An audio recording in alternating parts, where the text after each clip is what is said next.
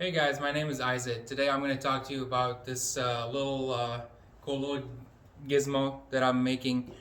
This is a connector with power leads. I'm calling it a third row seat power tap because this will allow you to utilize two circuits that are running from the front of the vehicle to the back of the GX460, and those circuits are fused at 30 amps.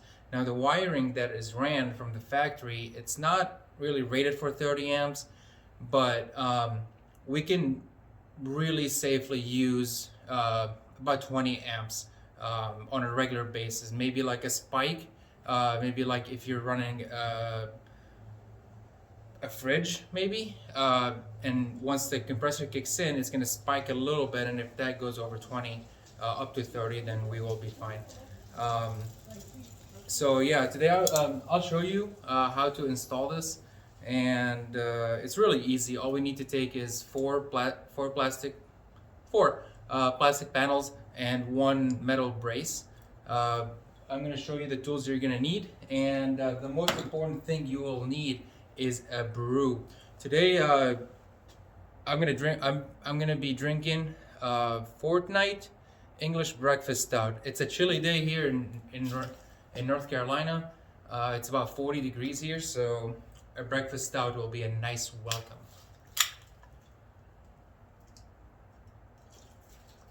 Oh, that's good. All right. All right, so here I will show you what you really need. Need a 10 millimeter socket on a ratchet or anything you have. Today I'm going to be using this cool Milwaukee M12 impact, and you need the connector, obviously. Maybe an assortment of cheap Chinesium pry tools, plastic pry tools for panels. I got these from Amazon for like $8, so they're not bad at all. They'll do the job. Here I'm going to show you just one of the examples that you can use here in the back, because there's really not many power outlets or any power in the back of the GX460 except a useless 100-watt power inverter that you literally barely can plug in a phone charger. So this will give you a chance to have either just a one up to 20 amp circuit in the back, safely used, or two. You can install one on each side and merge them together. You can get about 40 amps worth of circuit, or you can use one to power maybe like a fridge, and just have it dedicated for a fridge or something that in that nature, and one you can use like one of these. This is just a USB out. Come on, okay. USB out and a circuit out and a cigarette plug out, and with the switch.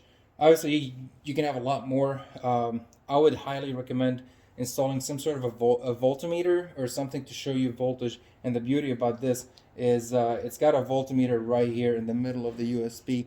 So it's pretty nice. It was like $20 on Amazon. Nothing too crazy. Nothing like the Blue Sea stuff. Yeah, they're nice, but real expensive. And I'm gonna use this multimeter just to show you the voltage out here in the back once everything is connected. So let's get to it. We're gonna start with removing this top plate. It's got the spring-loaded flaps, so when the seats pop up, all you need is just a pry tool. You will remove these. There's honestly a lot better video on YouTube, especially from a YouTube channel called Bob. This guy is amazing. So yeah, you just he's got a more in-depth on how to remove the seats and how to disassemble everything on the GX460, and I love his just his style. So yeah, just pry this little door open. I'm gonna show you on this one too. You pop this up, then you install this, pry it open, and we have two 10 millimeters in there. Make sure it's spinning the right way. And do that. Alright. Nothing too crazy. So this whole thing will come out with the screw like this. And I like to utilize these cup holders in the back here, so we can just put them in there. Alright, so now we'll just grab a, you know, you don't really need to grab a pry tool. You just stick your hand just a little bit in these and pop open. You will be able to grab, to pop these. There's plastic clips that are in there. And then just run your hand down here and feel it and kind of pop it up. So once this is out, you can see the plastic clips that are hated by many and used by many. We can just flop it in the back. We don't really need to do much. So here, what I'm going to be doing is I'm going to be removing these side wings. So all you need to do is just put the pry tool in and kind of pop it up. And once you have a little bit of a gap, honestly, just put your hand in there and maybe not.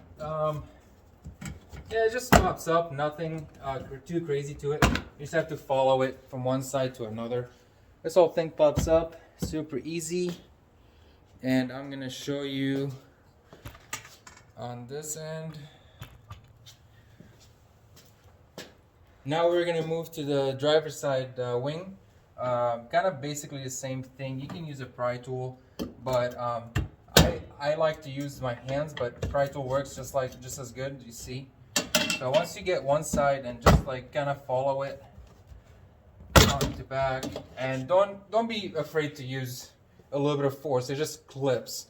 Worst case scenario, you break one. Not that big of a deal. Everywhere have them. AutoZone, O'Reilly's, and everywhere have them. All right, so that was 1, 2, 3, and 4. We gotta remove this one. This one is gonna take a little bit of oomph. It's got like 4 of those clips, but nothing too crazy. It's got 3 screws, 3 10 millimeters right here. Just gonna be removing these. Okay, we put the screws somewhere so they get lost. I'm gonna use the other cup holder. Sorry, I'm in the way. My beer belly is in the way. Let me bring you up. This is fine. This is a very low production video, but it's fun, I guess. So yeah, once we take these 3 out, we can put this out. And like I said, it's gonna take a little bit of force, so treasure your beer and put it somewhere that it's not gonna spill. I'm just gonna put it on the ground here for a second. Alright guys, so now we're gonna move to this thing. This thing is gonna take a lot of force to remove. If you try to move it up like this, it's not gonna come. So this thing, based on the clips, it goes upwards, not backwards. So what I found the easiest is just to grab just a pry tool and stick it under here. Fuck, you're not in frame.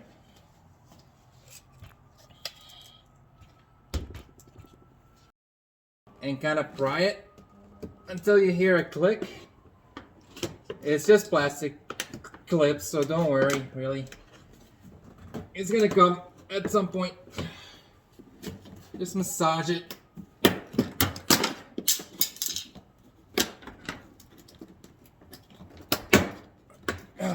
Okay, so it's not rocket science, it just needs a lot of force. These things are very stout. No, alright. I'm not too old, I promise. Okay, so yeah, just like that. It is very in there for some reason. This is probably the strongest part of the whole vehicle. Yeah, these are the bastards right here.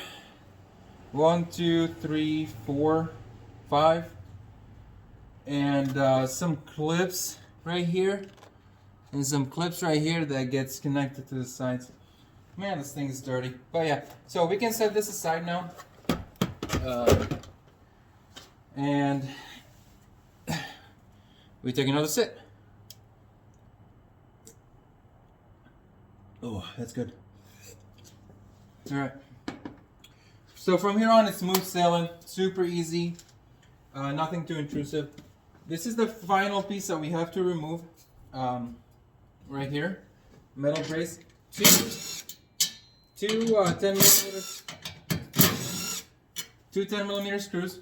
We put them with their brother and sister and third cousin.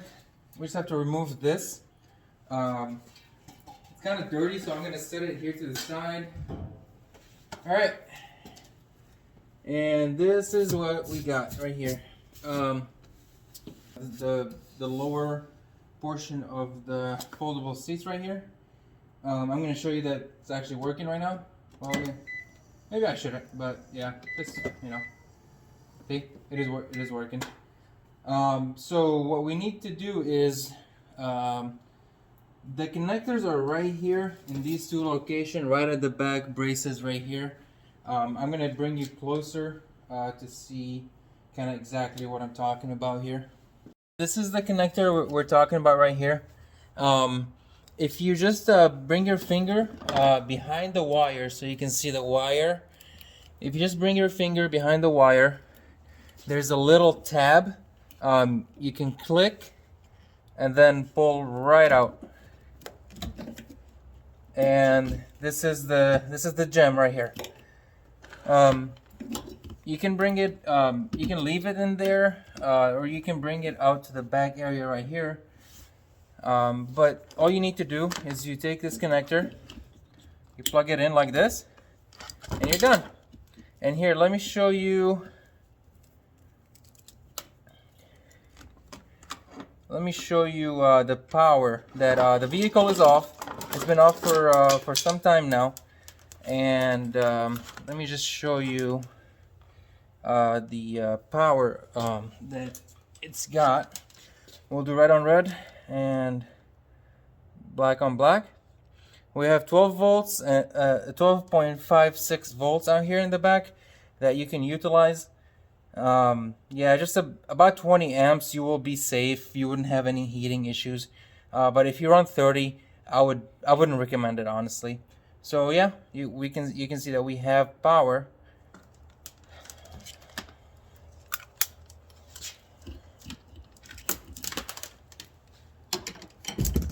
And what you can do now, so because I have these stripped out, I'm gonna kind of try to keep them away from each other. What you can do now is you can either feed just these out through here and keep this connector in this location and keep it in this location, and then you can bring these to wherever you want. This connector will come with 3 feet of wires, and then at that time, if you need more, you can add more. Now, if we remove this cover, which is the cover to the jack, you can actually see your fingers through here if you put your hands. So you can easily, super easily, just fish these wires through, and now you have all your wiring in the back. And now you can have all your wiring in the back right here. Yeah, just a matter of what you would like to do. I'm gonna have it. Eventually, I am planning on, if we go up a little bit, I'm planning on doing a whole control panel up here in this cover with this some SAE connectors, some switches for some lights that I'm gonna have out here in the back. But yeah, this is just the general installation. Once you have this connected, you can do whatever you want. So I would highly recommend putting a fuse somewhere on this end. This circuit is fused all the way up front at the fuse box. So adding a fuse somewhere around here, um, if not right on the power lines coming in here, have like maybe a fuse block with all sorts of fuses with outputs. That way, you're protected on this end and on that end. Alright guys, thanks for checking this video. Let me know if you would like these power tabs. They are super cool. Uh, Endless possibilities of what you can connect out here, especially with how poorly the GX460 is supplied with just general 12 volt outlets. Like there's only one cigarette plug up front right under the head unit, and that's about it. Yeah, thanks for tuning in, and just let me know. I need another one of these ASAP. So, see ya.